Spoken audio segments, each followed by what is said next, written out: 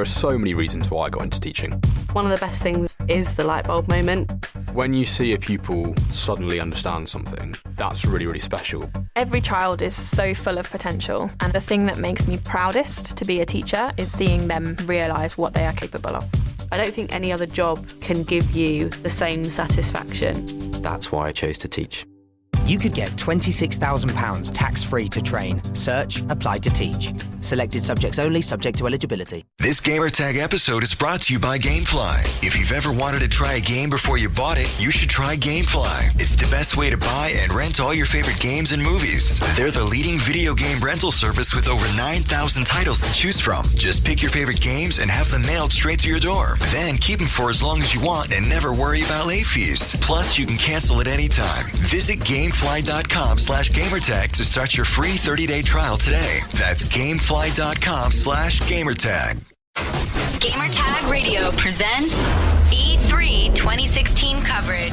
Hosts Danny Pena, Paris Lilly, and Peter Toledo are direct from the convention center floor. Here we go. All right, so we're live here at E3 2016, and now we're here checking out Ubisoft, and my God, I just checked out the new South Park game, and I have somebody that's going to be talking about it. What's your name and what do you do for? Hey, I'm Jason Schroeder, senior producer for South Park: The Fractured But Whole. I work at Ubisoft San Francisco. Awesome. I played the last game. I had a blast in the last game. Now this one, what makes this different than the previous one? So in The Fractured But Whole, you'll be able to... I mean, you're still the new kid. It's kind of like the Stick of Truth just ended, but all of the boys have decided to start playing superheroes. Mm-hmm. And you were King Douchebag at the end of the last game, and you don't have a superhero yet. You aren't really part of the Coon and Friends franchise, and so you kind of have to work your way back up and get cool again and have all of the boys decide that you're a marketable superhero, because that's how 10-year-olds think now.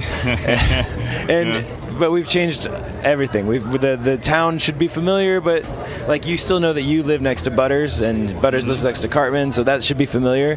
But we've added a lot of new places and a lot of new things, and the combat's totally redone. So what about the combat system? That one is like totally different too.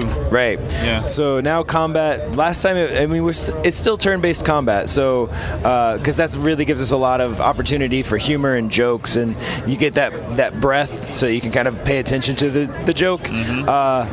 But now it's also tactical, so you can actually move around the space, and you're actually fighting in the place that you were exploring a second ago.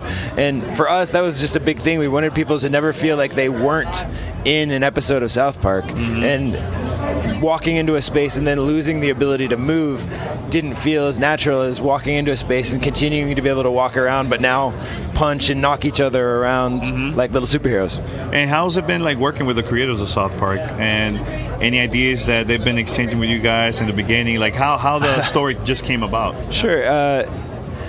Working with the creators of South Park, it's a dream come true. Honestly, they're really legends. I mean, they teach us about comedy every single day, and I mean, we have daily calls, and I'm down there 4 days out of every month at least, and it's just we collaborate on the combat, we collaborate on the story, and sometimes it's just like you just make a menu and they're like, okay, what's the joke of the menu? And it's like, well, I don't know, man, we're just making games, so like we have to put UI on screen, and they're like, no, we can make a joke out of that. We could, like, it's just everything. They're involved in everything. Yeah. Here's the thing too, like, I love the last game. The story, it was like, to me, it was like a long movie or a long TV show episode.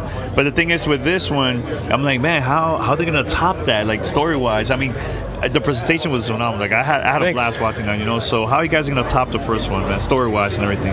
I think that the first one ended up being sort of making light of swords and sorcery type stuff and Lord of the Rings, but really it also kind of just ended up being satirical about like game tropes. And this time, I think this just superhero stuff is all over the place, and I think it's just it's time that we start to point out the ridiculousness that every average person understands what an origin story is, and the conflicts of the dirty cops versus the good cops in the typical like Daredevil-esque sort of series, and it's just it's become so normal that even a quiet mountain town gets caught up in it. So when this game is coming out, and for more information too, and for what systems?